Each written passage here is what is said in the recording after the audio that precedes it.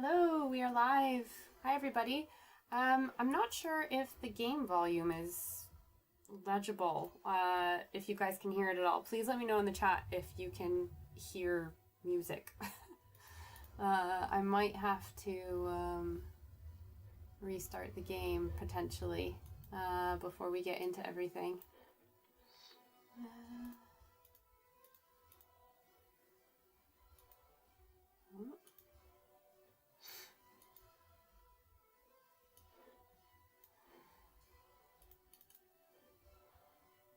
Capture audio. I think this is okay, but it doesn't look like you guys can really hear the game very well. So, let me just see.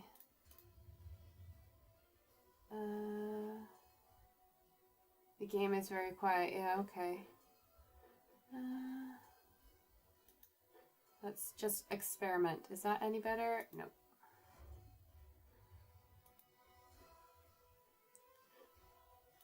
Close. We've been having a time of it with the audio tonight. This kind of started last week where my speakers, my headphones just didn't want to play anything, and then I couldn't hear maybe it's because I have the volume turned down on my computer. Is that better? Can you guys hear that now? But yeah, basically my headphones don't work on my computer anymore, so I'm having to use my webcam, and I have speakers playing the sound behind me, so if it's a bit echoey or weird, please let me know. I spent about a half hour during the premiere restarting my computer to try and fix it, but it doesn't appear to have worked. I don't know why the headphones won't do what they're doing. I don't know, it's Windows 11 updates, I'm sure. Anyway, that's just the way that it is, I think. Yeah, let me know if the game sound is better. I can always see. I wonder. That's probably okay. So I'm gonna put them here, and then I'm gonna turn the volume up to this. Is this okay? That's sounding good. Welcome. Sorry guys, always a technical issue. Especially if you've come through from my premiere of my latest video. Hi, welcome. It's lovely to have you here. Thank you for coming through to the redirect. My name is Rachel. I run Inside Archaeology by myself, and I like to play video games as well. So basically after all my premieres, I play an archaeology themed video game, and you guys can either just come along for the ride, keep it in the background, you can ask me questions about archaeology related to the game or the video that I just premiered if you like, and I'll do my best to answer them. And yeah, we have made our way already through Tomb Raider 1 and 2, and so I'm taking a bit of a break because that's a lot of Tomb Raider, as great as it is. And we're playing this game, Sphinx and the Cursed Mummy, with the mod, The Shadow of Set. This is my favorite video game of all time. I always describe it to people as being like Zelda, but in ancient Egypt. So it's like a fantasy game inspired by ancient Egypt, basically. Your main characters that you play are a Sphinx and a mummy. There's action, and there's puzzle solving, and there's great music. It's from 2003, so it is dated, but I think that's fine. And actually, there's one person that has been doing lots of updates to the game who basically was able to put it on Steam, and there's obviously the person who created this mod, which we're playing through, which I've never played before. I've played the game 3 or 4 times throughout its lifetime, but I've never played the mod bit, so there's some new parts in it, which is really exciting for me. But yeah, there's 20 people here, which is kind of unusual. There's usually only about 10, so I think some of you have come through from the premiere, so I won't keep you waiting. We'll just make our way into the game and just jump right in. So this is in case you're new, this is the mummy character. So he's dead. And he, all of his levels are puzzle related, which is part of why I love this game, because anybody who's watched me play Tomb Raider knows combat not my area of expertise. Ooh. There's a new bit that I have to get over to. That's what the game's telling me. Yeah, combat is not my area of expertise when it comes to video games. I very much prefer solving puzzles. So that's why I really like playing this character. And he also, because he's dead in the game, there's this really great mechanic where you basically light him on fire, electrocute him, do various things because he's dead. So it doesn't really matter. And I think that's a really interesting game mechanic. Right. Nope. Sneak. Here we go. We're about to be introduced to one of these mechanics, I think. So now we can be a bat.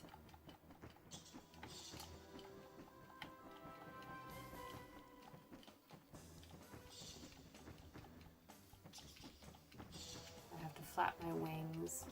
Oh, I think I have to make it into being a human being to get through that door. So... I don't know if I have to... maybe have to... We'll go over here and we'll see what happens. Okay, nothing.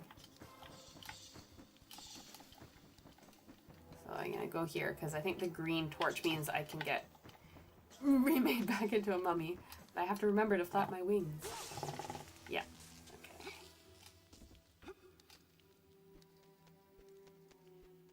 Okay.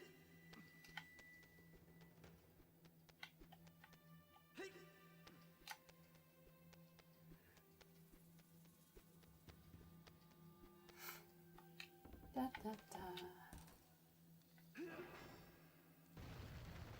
Oh yeah, so we have to undo all of these doors.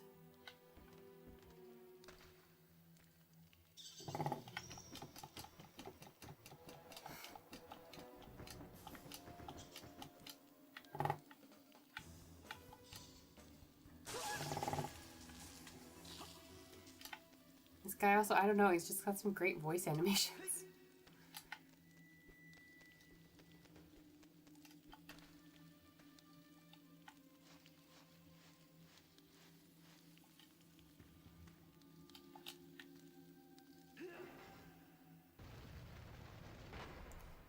Aha.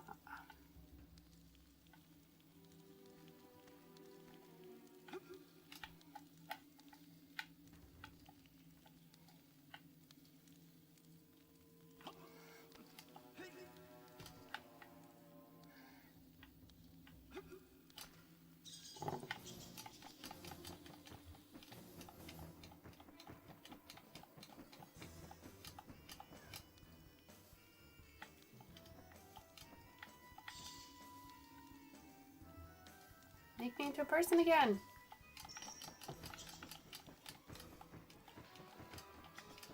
Oh, I need a green one. Okay. But how do I...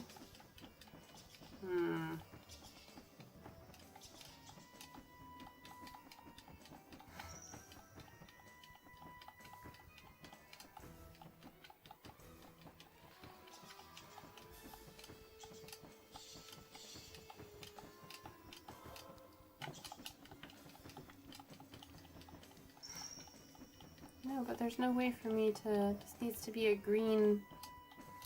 Maybe I can just go through. Ah! There we go.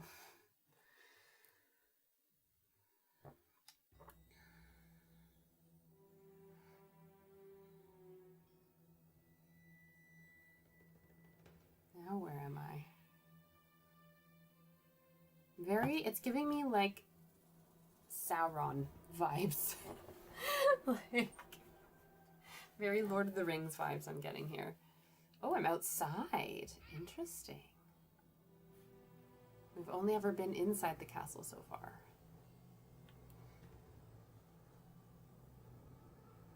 Getting Mordor vibes from this bit.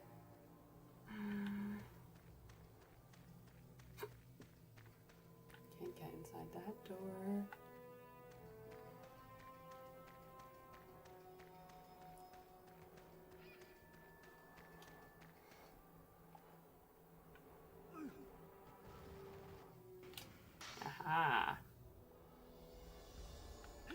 No, no, no, no, no. I thought you would let go of it already. Great minds, Stargazer. Or Ray.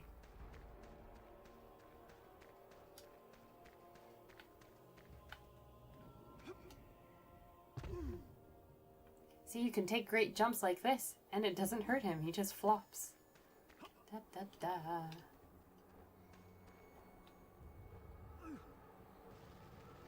Oblivion Gate also applies. Ooh.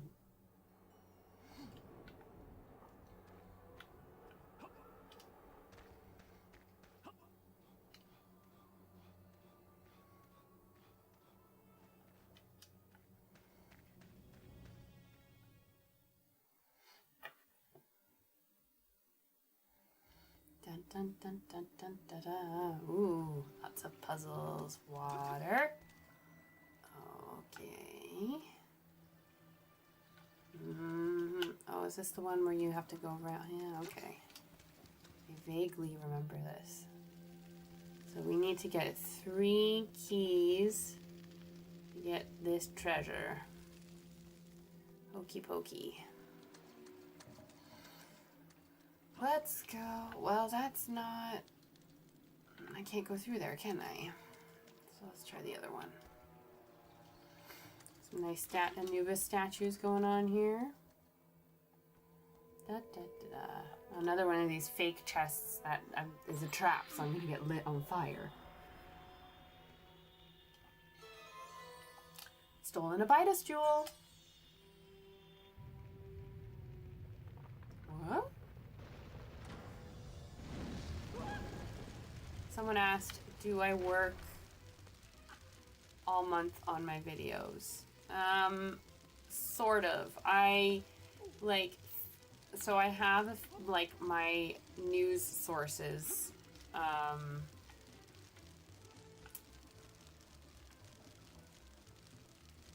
kind of bookmarked on my browser. So, like, I'll keep an eye on, like, what news sources, you know, make it, or, like, what the news stories are that are coming out this month. But I don't, and it's kind of hard because sometimes, you know, something that I have earmarked at the beginning of the month as like, oh yeah, I'm definitely going to cover this. Oh, okay, so I need to get up there. But I can't get up there.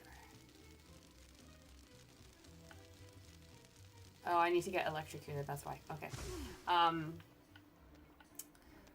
It's hard because, like,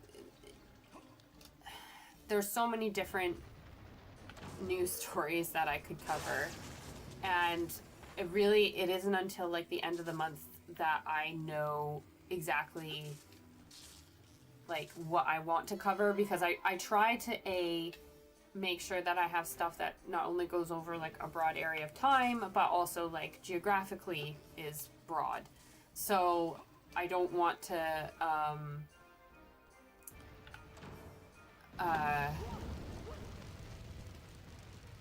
you know, I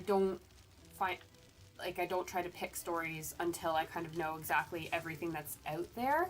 So I've done it before where I've like written up what, you know, my piece is going to be on that specific story, like as soon as I see it, but then sometimes I end up deleting it and I'm kind of like, okay, well, like, what was the point in me doing that then? You know, what was the point in writing that story? So that's why I've now started kind of leaving it until the end of the month, until I've decided exactly what I want to feature. But obviously with my feature interviews as well, I try to arrange those. I usually do them kind of like roughly about the week before. No. Okay. Yeah, I usually try to do them the week before, like a week or 2 weeks before. So those ones I always have to pick quite early, which is why sometimes if something comes out at the end of the month, I don't have the feature interview because I've not had a chance to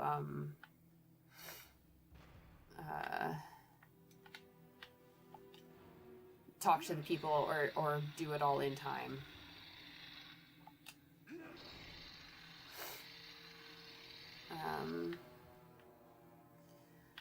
And I also, like, every time I write, like, I do try to, like, space it out so that,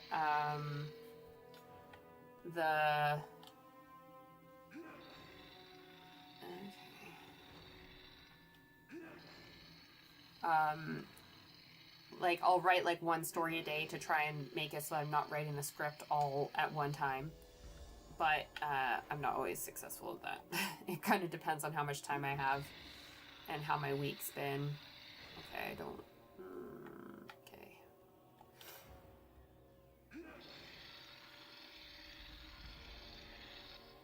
That's not helpful, is it?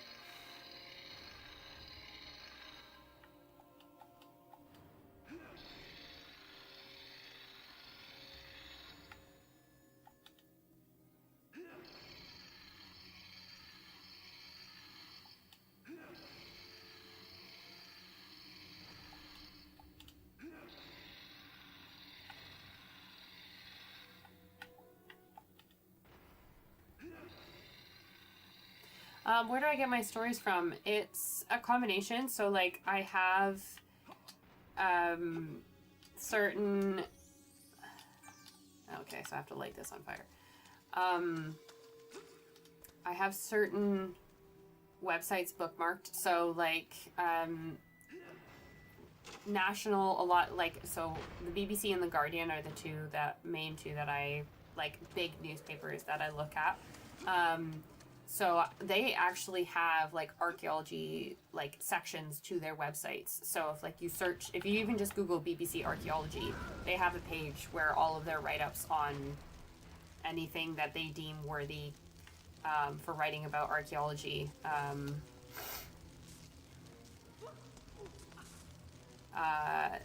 They have write-ups. So, like, that helps in terms of I'm able to, like,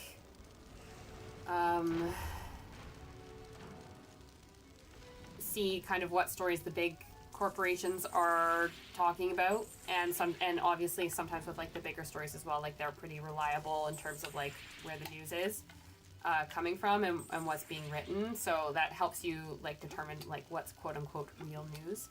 And then there's a website called Explorator. So this guy, I think he runs it entirely himself, but people, like, he basically has a list of all archaeology stories featured in the news with links to them grouped by the story. So it's not even just like he has a link for a single story. He'll put together all of the links across all of the newspapers that wrote features on that specific story. So that can be really helpful to me in terms of seeing how big a story is, because then I can see, okay, there's like 10 newspapers have written a story, like, have decided that this is worth writing an article about, so I should probably cover it, because that means it obviously has some pretty broad appeal. It also means sometimes that, like, it can really help me with getting information in terms of not, like, finding the press release, the original press release that all these stories are based off of, because the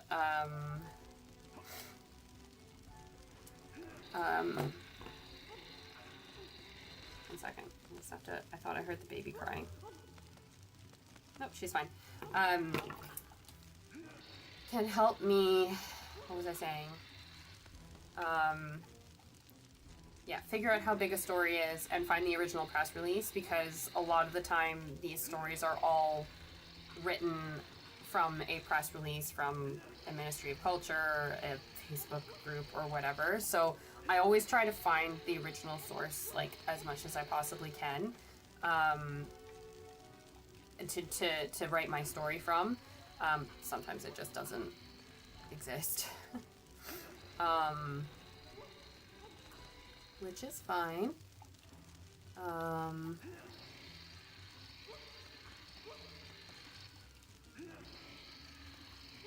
wonder if I move these two now, will they go together? Yes.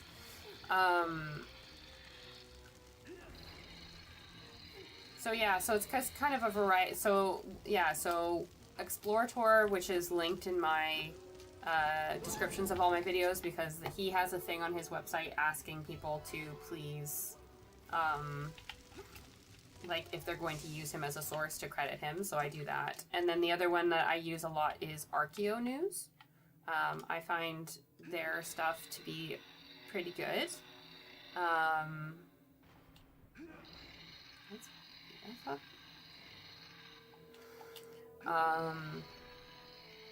And yeah, sometimes I just see, sometimes, and like the thing is obviously because I look up all this stuff, the algorithm knows that I'm interested in this stuff. So quite a lot of things pop up in my like Instagram and Facebook feeds, and sometimes there's groups that I'm on or subreddits that post stuff and I see it. That happens less often, I would say. But yeah, I hope that was a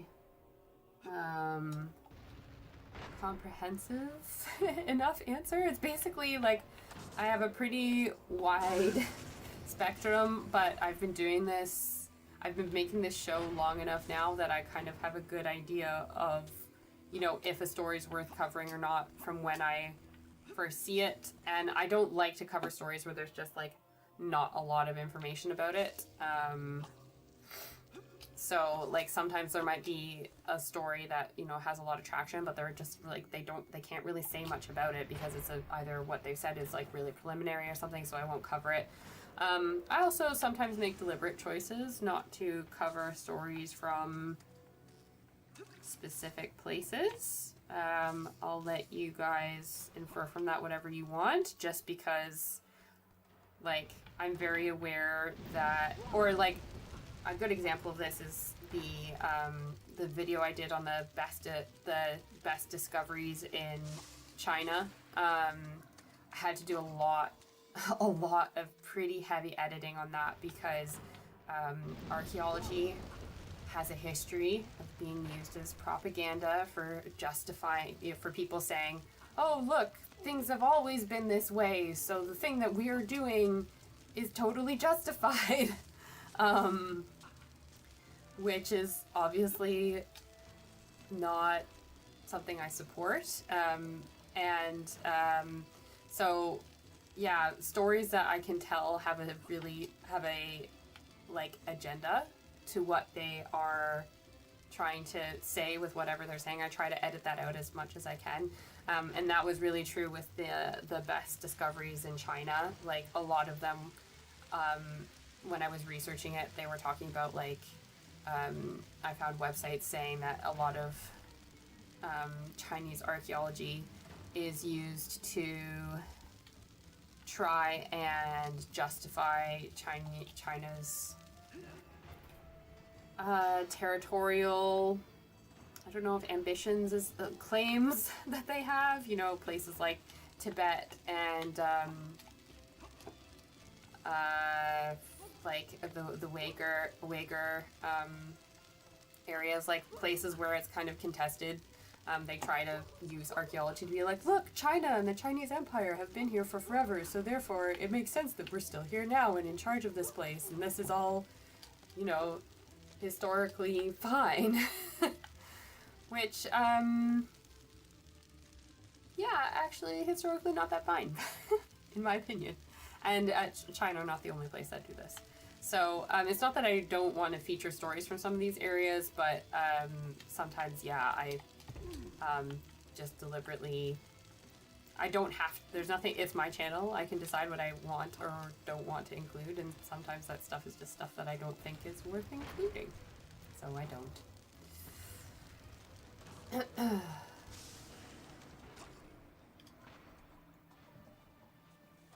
Brit archaeologist. Well, I'm not British. I live in Britain.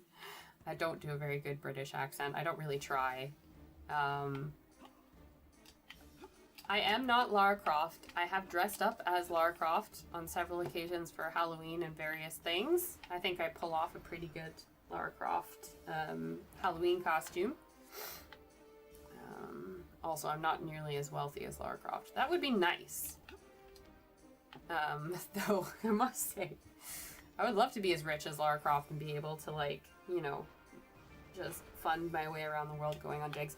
what was it? Before I had a baby, was it 2 years ago or something like that? Yeah, because it would have been before I was pregnant. I actually tried to find like digs that would let me come and like film me being on digs. I think I reached out to one or two, like the Pompeii, etc., just to see if people would let me come for a week. But all of them said no.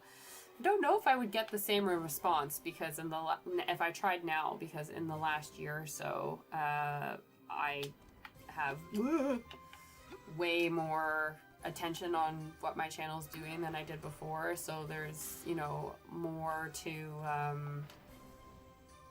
possibility that it could have like a benefit for like a field school or whatever. But I have a young child, so doing extensive amounts of field work is not something that's probably in my future in the next wee while, but it's something that I would like eventually love to be able to do, is just like, you know, go to a place and just like film there for like, and dig there for a week or a couple days and just interview the site and see what it's all about and how it all works, and basically do like kind of social media for a bit. But it's a tricky thing because, you know, there will be, depending on what kind of site you're on and where you are, there'll be rules about, you know, what you like can and cannot say. People will probably want approval. Also, like, depending on what's found, you know, when can you put that out? Because, you know, there's this whole thing about like publishing stuff. You know, are you publishing it before it's been academically published? It's like a whole rigmarole. Whee! Way! All right, we got our first key. Sweet. Our first glyph key. Whoop-de-whoops. Okay. I've done this whole room now. Yes, okay. This one's done. Fantastic.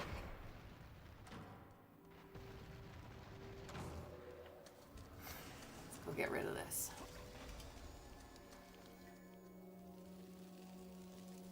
Do one, please do a British accent. No, the only time you're ever going to hear me doing Lara Croft accents is when I'm imitating her when we play the game. I have like my husband, watching him cringe whenever anybody who's not Scottish attempts to do a Scottish accent is has been enough to encourage me to not ever to attempt a British accent. I've been told repeatedly that like I use like sometimes I say a word and I sound really Scots or like a weird Canadian Scots hybrid, but it'll just be like a phrase. It's never like a, you know, I sound like this on a regular basis. It'll be really weird to see what my baby sounds like when she's just started saying like a couple words, but obviously she doesn't have an accent. So it'll be really interesting to hear what her accent may or may not be. Like, is she gonna sound a little bit Canadian? Is she only gonna sound Scots? I really don't know. That wasn't Chinese State Archaeology part.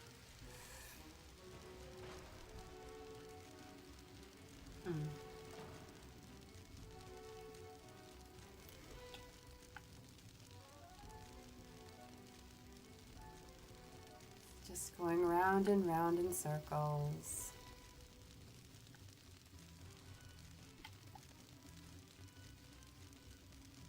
I'm gonna have to, there's gonna be like water things that I'm gonna have to dodge in this room. Nope, nope.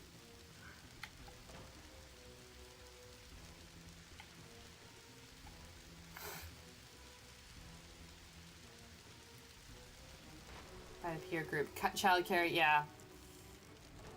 She goes to nursery and like her nursery is is pretty Scots. Like we're not like we're in a pretty like Scots part of Edinburgh. So I imagine she is going to have a pretty Scottish accent.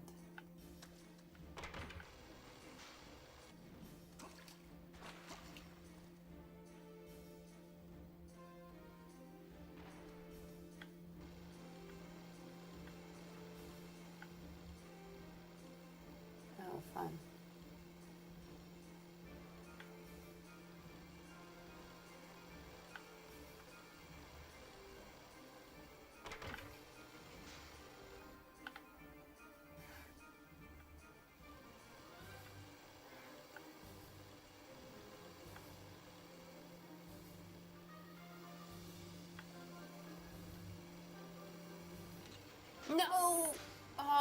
Broke him. Trapped.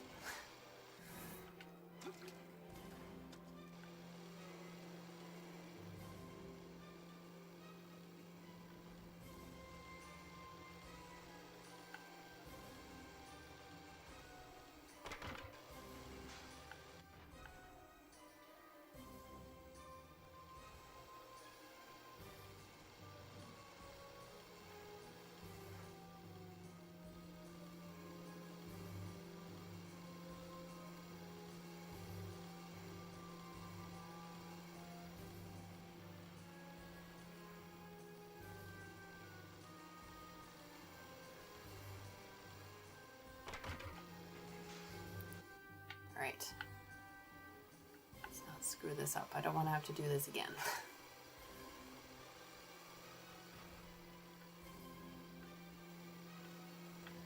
At least I don't have to, like, jump over lasers in this bit. This would be way more difficult if I was having to, like, jump over and alternate the lasers up and down. It's also learned from the group I may run accidentally at home based on where they are. About the... See, people say that, but I don't say a boot. Like, I don't... Like... I think Canadians saying a boot is a very Eastern, like, Canada thing. Like, Eastern Canada has a strong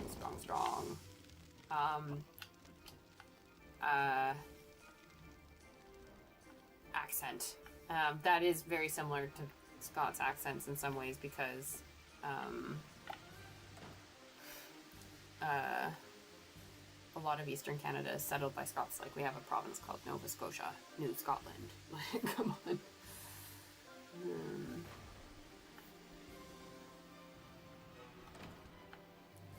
Alright. Alright, so I need fire. Boop.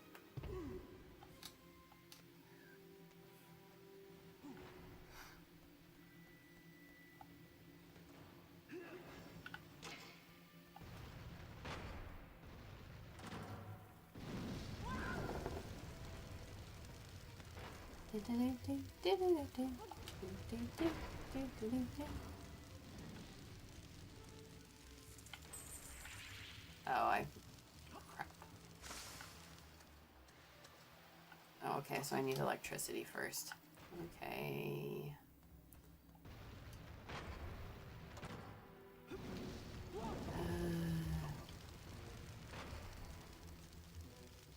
So back and forth.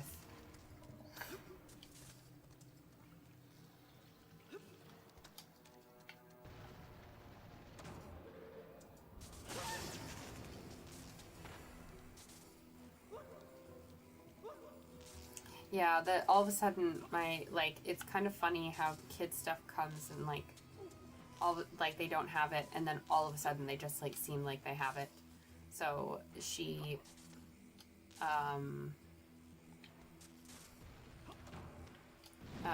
all of a sudden seems to have, she has words. So, like, she started saying the cat's name and my name, and we got a few, hiya! Like, the other day we got, yeah, she said, hiya. And then this morning when I was downstairs making her breakfast, she was sitting behind the floor behind me and she just said, hi. That was so cute. So, but we only get those, like, very distinctly in the morning. She does not do it more than once, which I think is really cool. But yeah, all of a sudden we have a couple words, and now we have to work on data. So...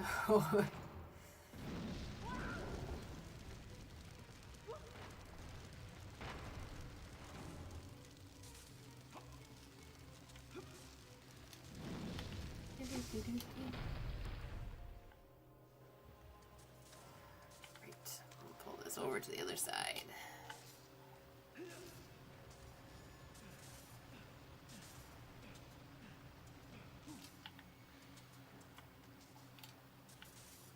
I've also found it really interesting sometimes when I've done the, like, looking at press releases for archaeology stories, like, some of the things that, like, if I go to the original press release from whatever story I've looked up, like the stuff that they sometimes like leave in or get wrong can seem like really insignificant, probably to like a journalist, but to me as an archaeologist is like, why did you leave that out? Oh my god, like that's the best part. I always find that really interesting. That, or like, I also obviously like I very much avoid language that's like, oh, the archaeologist was so baffled by this thing that happened, or like blah blah blah blah blah, because I mean, yeah, okay, sometimes we get surprised. I think the closest I come to that is asking them if they were surprised by what they found in my interviews. But it's something that there's like a Facebook group that I'm part of where they will regularly post like headlines where it's like, archaeologist baffled by blah blah blah find, and it's just like, we're not baffled by this at all. Like, I don't know what these people are talking about. Like, this is something that we very much expected to find in this bit. So I always find that really interesting, and that's something that I deliberately never include. No, no. Oh.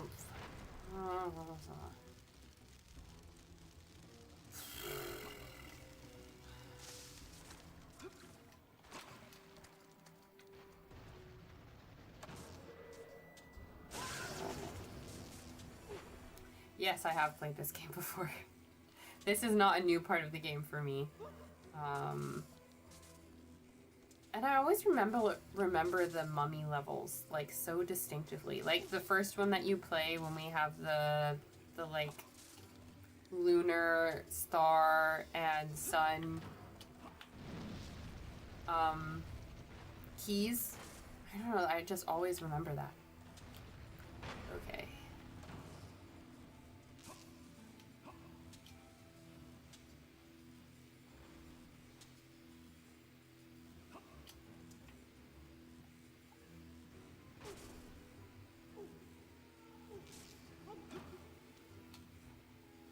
I'm not going to get around this in time, am I? Nope. Wait. No. Oh. Okay, maybe I didn't. Oh no, I still needed to be electric there. Because I need to be... let's just see if I can drop in. Maybe I need to be lit on fire. That would make more sense, because that's gonna have like a thing that I'm gonna burn. Okay, I'm gonna go light myself on fire and then try and do this. Oh, I need to get those extra onyx scarabs as well.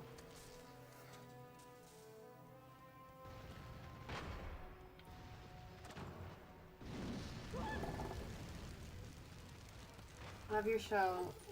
It's amazing. Oh, thank you from Norway. That's very kind of you to say. I'm so happy that people enjoy it. Like, after being on YouTube for like 7-8 years, I'm not gonna lie, guys, it's nice to find a video that is going to perform well on a regular basis. Because it's taken me like 7 or 8 years to figure out like a formula for those kinds of videos. Because, you know, as much as it, you know, you can say, I would be doing this even if like 2 people were watching, blah, blah, blah, blah, blah. It's nice to have more people watching. It's nice to make a small amount of income from the AdSense for this to be able to like, you know, put into improving the channel, but also like paying some of my bills and stuff. So it's all, I love hearing that people like the show and that it resonates with them. And I'm always also happy for people to send me stuff on Instagram or make recommendations. No! I'm missing all of these stupid things. I'm gonna have to go back and light myself on fire again. And as jazzy as the music is,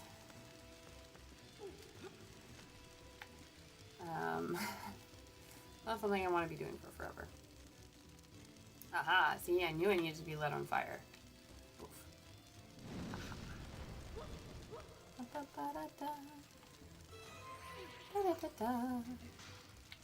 And we get these onyx scarabs now. Yay!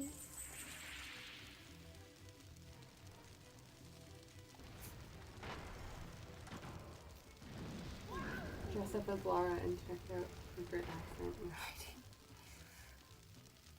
I think I did dress up as Lara in my Tomb Raider review videos. But it's not a trope, like, I don't know, like... Interestingly, Lara's clothing choices are not suited to British climate, I must say. Right, let's get this treasure. Da, da, da. It's a medicine bag for the herbs. Oh, it's just what I needed. How coincidental. Wait for it. Hey.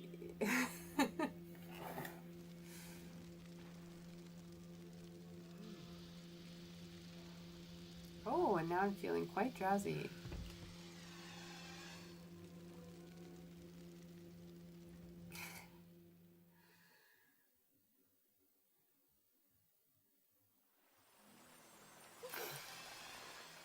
I gotta start working on my best archaeology discoveries of the year video soon, because that was what made me go viral last year, and you can bet I'm repeating it this year.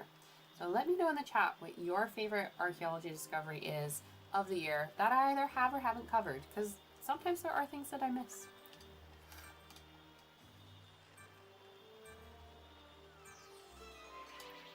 All right. So, let's go. Oh no. I want to use... Maybe I should talk to this guy first. Medicine bag. Looks at no... Collect the herbs for the mayor. Okay, so we gotta find the healing herbs.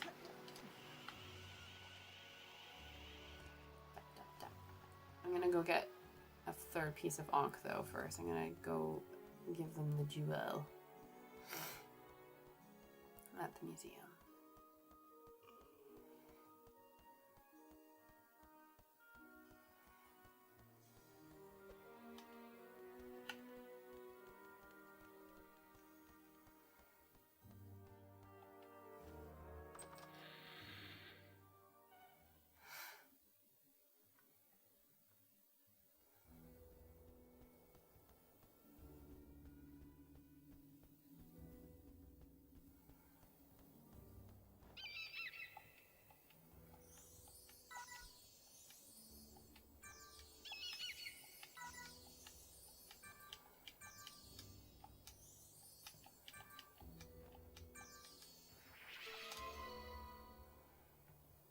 I only have 3. I would like another. Do you work with archaeology on a day-to-day basis as a full-time job? I used to. So I have an undergraduate degree in classical Near Eastern archaeology and a master's degree in human osteoarchaeology. In between my master's and my undergrad, I worked in Canada as a field archaeologist for a Canadian archaeology company doing work in Ontario, mostly in advance of wind farms. And then after I moved to the UK and finished my master's degree, took me a couple months, but I got work as a commercial archaeologist. So I worked for a bunch of different companies, because it goes over here is generally you have temporary contracts for the duration of a dig. Sometimes that's a week, sometimes it's a couple weeks, sometimes it's a month, and sometimes it's even longer than that.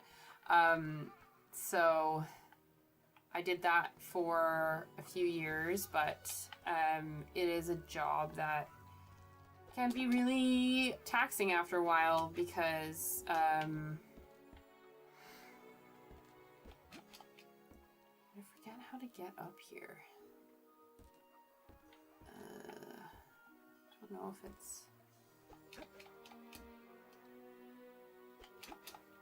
No, that's not it. Maybe I have to go up there. You're traveling a lot away from home. You don't have like a really settled lifestyle. The pay is not great, and you know you tend to hurt after a while. So after I did it for a few years, I was starting to look for, you know, something more permanent. I wanted to, you know, A, have a constant income, and B,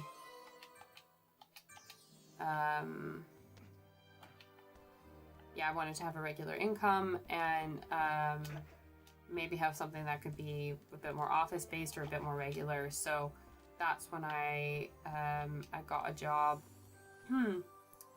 doing training for an archaeology company and marketing on the side. So I wasn't really doing a lot of field work anymore. I occasionally got brought out to do field work. And then a couple years ago, pre-pandemic, I was like, listen, I really need to be like this.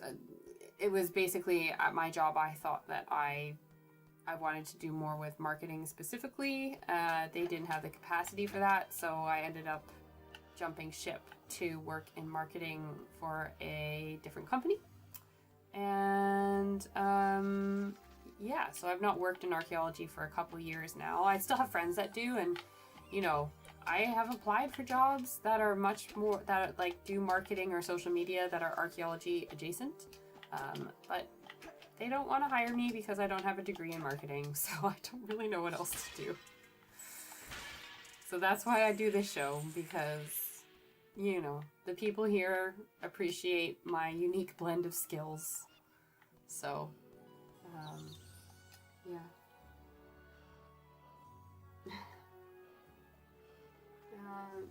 Are there sort of digging contractors? No, so the way it's obviously how commercial archaeology works is different depending on different countries and stuff. But, okay, so this is a new bit that I have not done, because in the other game, in the game as it was released, this area doesn't exist. So I have to get below there, which means there's like a lever somewhere to get in there. So in how it works in the UK is that basically a while, like 30, no, like almost probably 40 years ago. Sure. What's the riddle? What is a face but no mouth?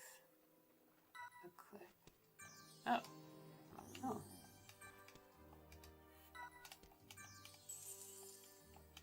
What has a neck but no head?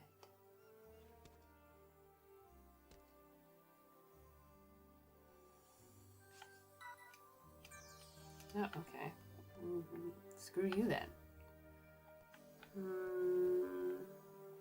Ah, here's the lever.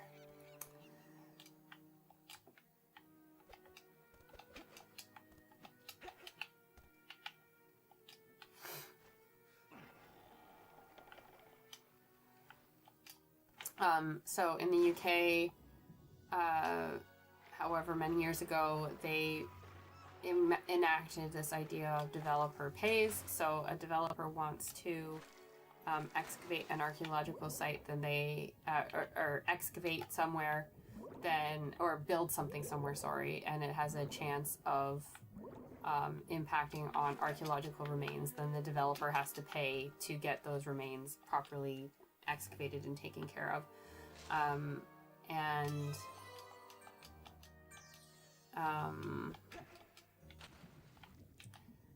it started off that the universities were the ones doing a lot of the digs because they obviously had the people who were qualified to do it, but you know, it didn't take very long for, you know, archaeologists to then leave universities and figure out that it was actually, you know, more profitable to start their own business and do it themselves under, like, because then to you know, be paid by a university to do it. So there are a bunch of archaeologists started their own archaeological companies and started charging for the services, and that's where we are today.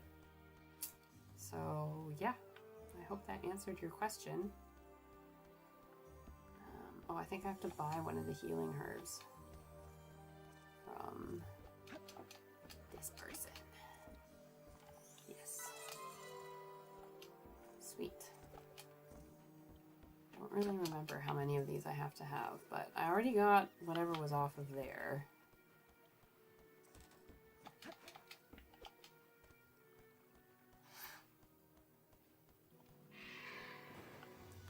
Oh yeah, there's still those two. I still don't understand what those glyphs did. I don't know if I should go up there. I don't want to get like caught up by those birds again because they're really annoying.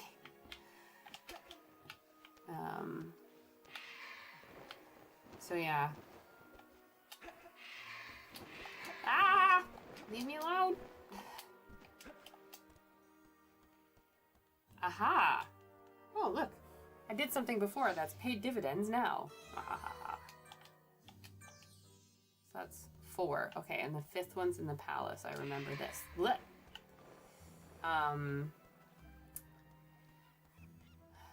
So yeah.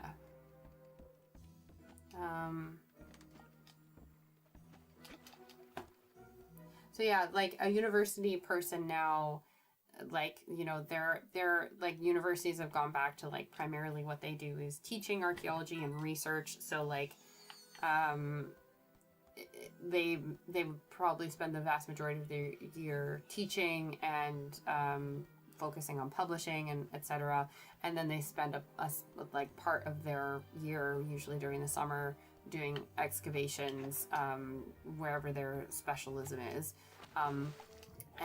But commercial archaeologists, like what I used to do, or private archaeologists or professional archaeologists is the term that I think is perhaps the best and most accurate way to put it.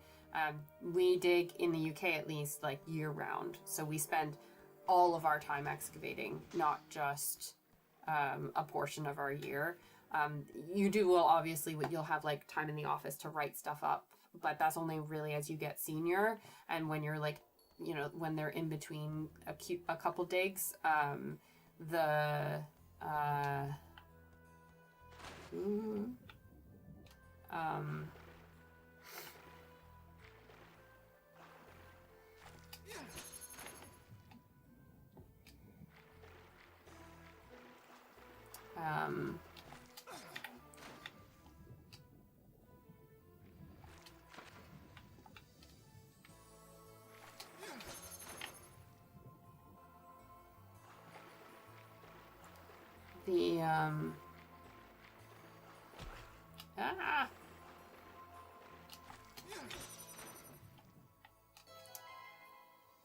but yeah, you spend most of your time outdoors digging, which, yeah, after a while that, you know, it's like fun when you kind of first start out, but then eventually you get a bit like, okay, like I would like to spend some time at home seeing the person, because you can't, this is like the fundamental problem with that career, especially as you get older, is that if you would like to have a family,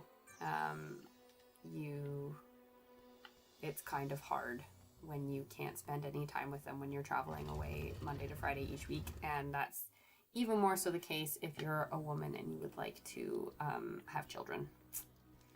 It is kind of difficult to do field work when you're when you have a small child or children. It's not to say that it's impossible, because people like do make it work, but it's not the norm by any means. Anyway, that's enough of a ramble. Be careful with those birds. I hear the birds can steal your shoes. Yeah, I know, right? What is this? This is a new monster. Oh, I would have liked to capture beetle that.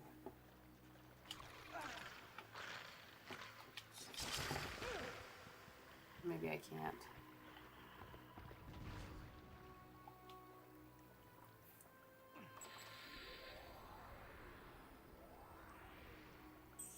Ooh, magical scarabs. Ha!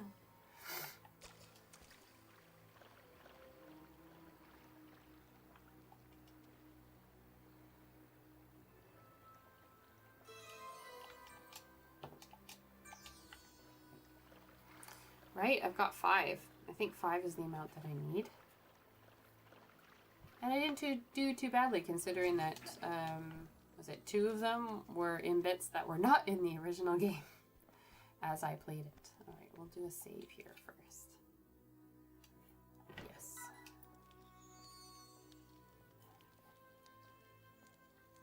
I gladly oh. Oh, thank you, Mikkel. That's so kind of you. Super chat. Whoop whoop. Always appreciate it. Thank you very much.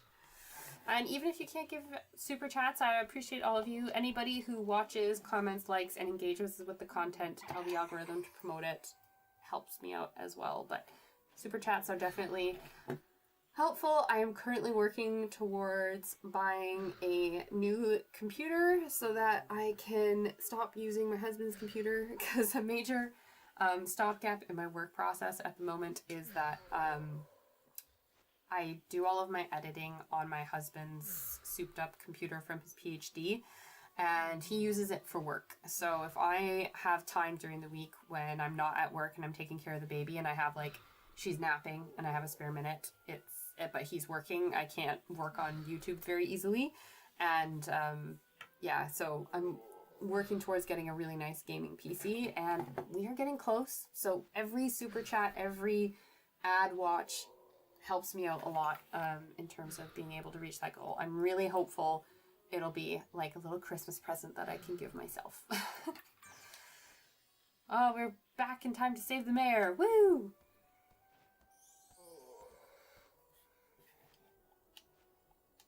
These guys are not going to be happy about this. Spoiler alert.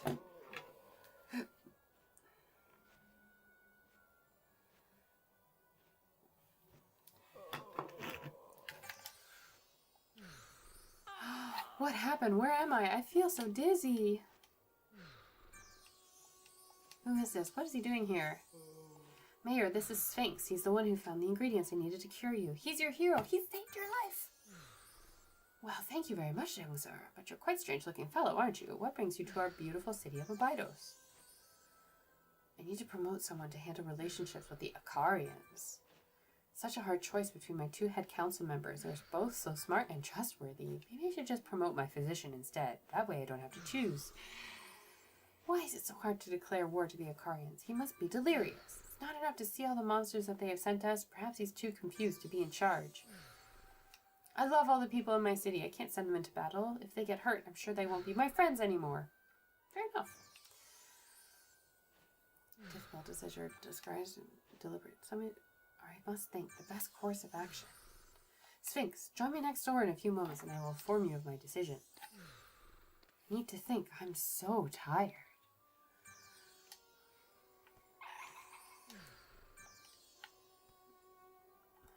I don't know why. It's a bit weird that I just have to go from one room to the other, but... Thank you for saving me in the city's hour of need. Our fair city has been going through a most turbulent time. It seems the higher power is determined to bring misfortune and misery into our lives. Your arrival and heroic actions have been like a ray of hope to the people of Abydos.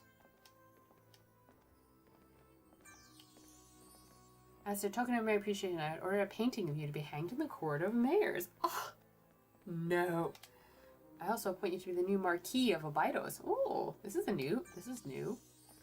Your first task is an important mission. I want you to take this to the King of Icaria. I must find out why they're attacking us.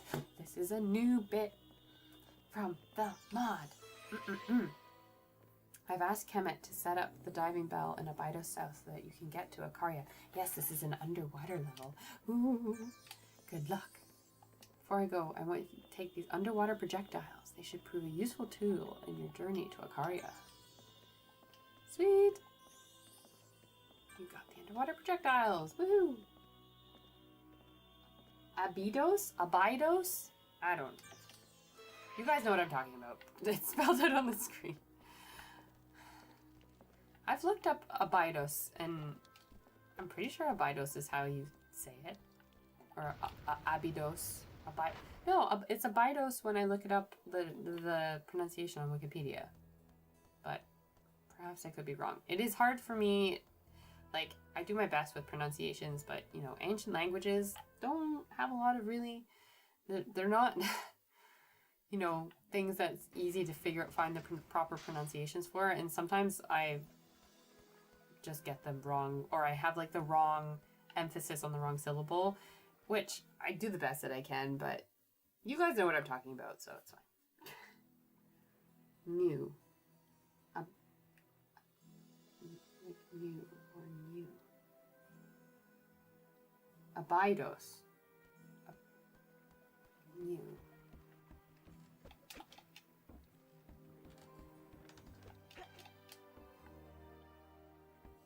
But why is not in those words? Oh, I'm going to the wrong bit. Ah, crap.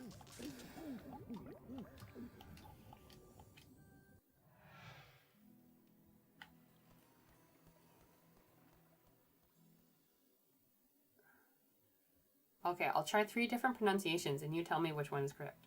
Abydos, Abydos,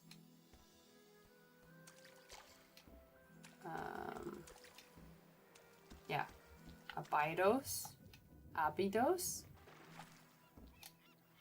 I don't know. Abydos, Abydos, I don't know. It's also just one of those things that sometimes it's also just like your accent, right? Like, and just how you grew up doing stuff. Oh, wait. Did I just walk past the... No, I didn't. U sound. Abydos. Abydos? Abydos. I don't know. Is that even close to correct? I don't know. Wait, did I walk past the diving bell? I did. Oops.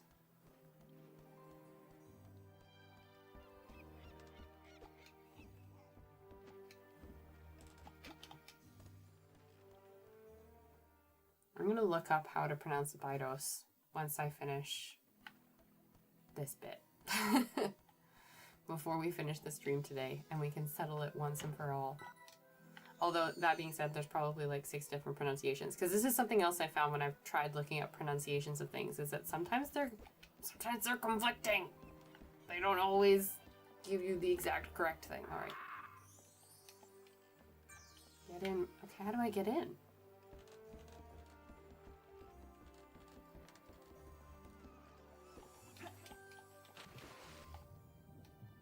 Oh.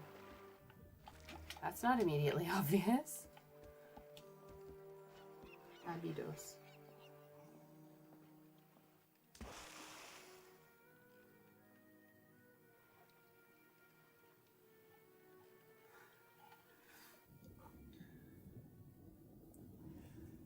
I'm glad that people find my content useful. That's why I make it. Ooh, new bit. I haven't played before. Although I think I'm gonna have to go soon.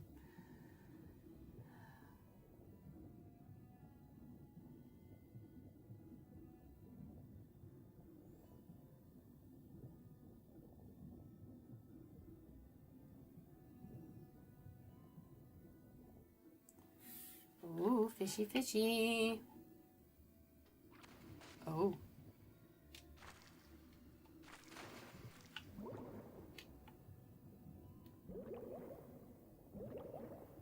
Interesting. Fishies.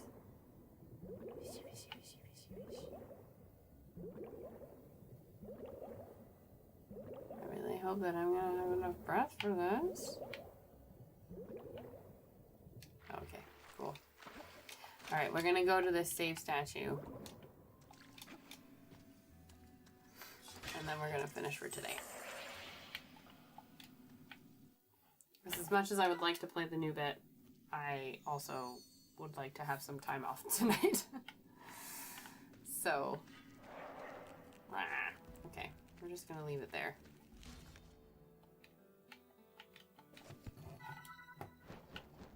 So yes, okay. Actually, before we go, I'm gonna look up how we pronounce Abydos, and then we're gonna settle this one, or Abydos, Abydos, Abydos, Abydos. Pronounce.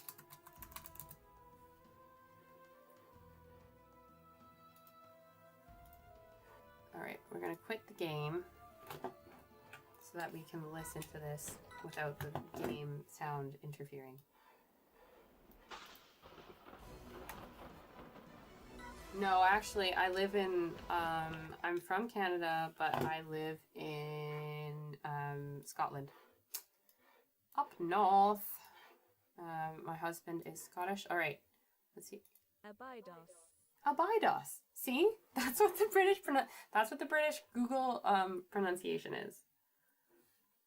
AI overview says Abydos. The A is like the A and above. Abydos. I and dos. Abydos. Yeah. Cambridge Dictionary.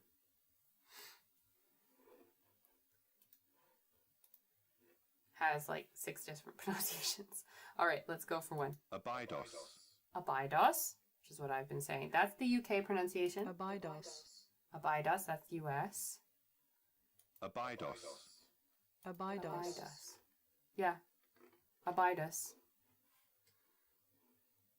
So, I don't know if that sounds any different to what I was saying before, Ray, but you let me know. It's going to get to the point where it's like, how does this act, like, you know, when you hear a word too much and you're like, what does this actually mean? Abydos. Abydos. Abydos. Abydos. Abydos. Abydos. Mm-hmm. Abydos. There's also the Abydos. Oh, there's a Facebook thing on this. Let's see. How to pronounce Abydos. Most in the West, led by the British, say Abydos. Most of the native Egyptians say Abydos. So we have a choice of options. How many so yeah, Abydos is apparently the Arabic way of saying it. Abydos. Iraq, not Iraq. Abydos. Interestingly, I don't know if I'm ever going like, okay, so I would prefer to say it the way that the Egyptians say it, which is Abydos. So I will have to make it a concentrated effort to unlearn how I pronounce it. But really, what we should all be saying is Abedu, because that's what the actual Egyptian name for the city is. Abydos or Abydos is modern, is the modern version of the name, which comes from, you guessed it, Greek. So yeah.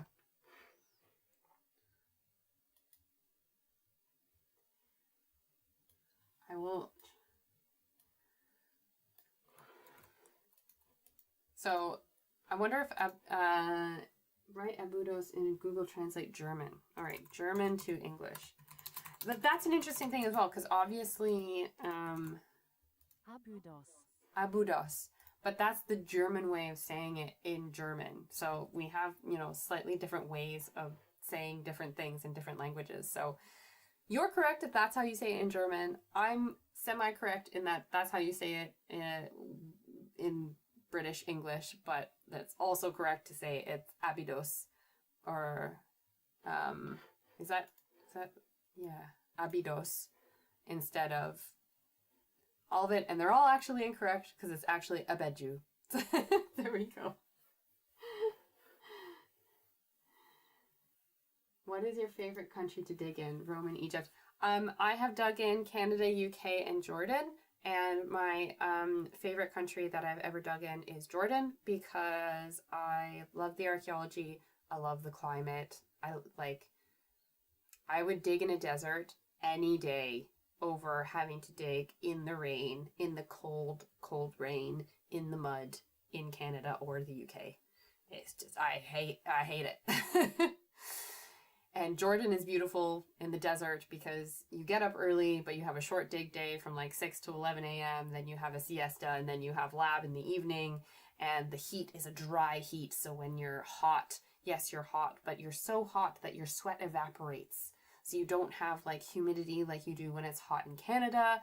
And it's really easy to get dehydrated, but it's just my perfect dig conditions, 100%.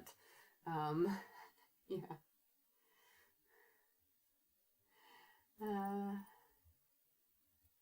All right.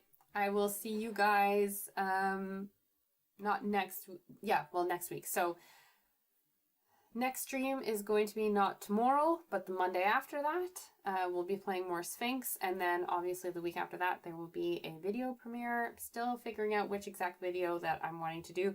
I actually think it's going to be on the labyrinth at Papura Hill in Greece, which is quite controversial. I actually got in touch with I was trying to get in touch with the archaeologist that dug it to see if they could speak to me and do an interview like what I do, but because they work for like the Greek government, they're not allowed to do interviews, which is really unfortunate, but that's fine. I'm going to do my best to get some really good info and hopefully some good pictures, because there's some actually YouTube presentations on the thing, but I don't know if there's been any releases of the actual like press releases of the information in these presentations. So we shall see, because I don't want to do it if I have crappy pictures. So I don't know. Might end up being a video about Cleopatra's daughter. We shall see. Thank you so much for coming along, everyone. Thank you so much for watching. Don't forget to like, share, and subscribe, and go check out my latest Discoveries video before you go if you haven't seen it already. And yeah, it's been so great chatting to you all, and I will see you next time. Have a great rest of your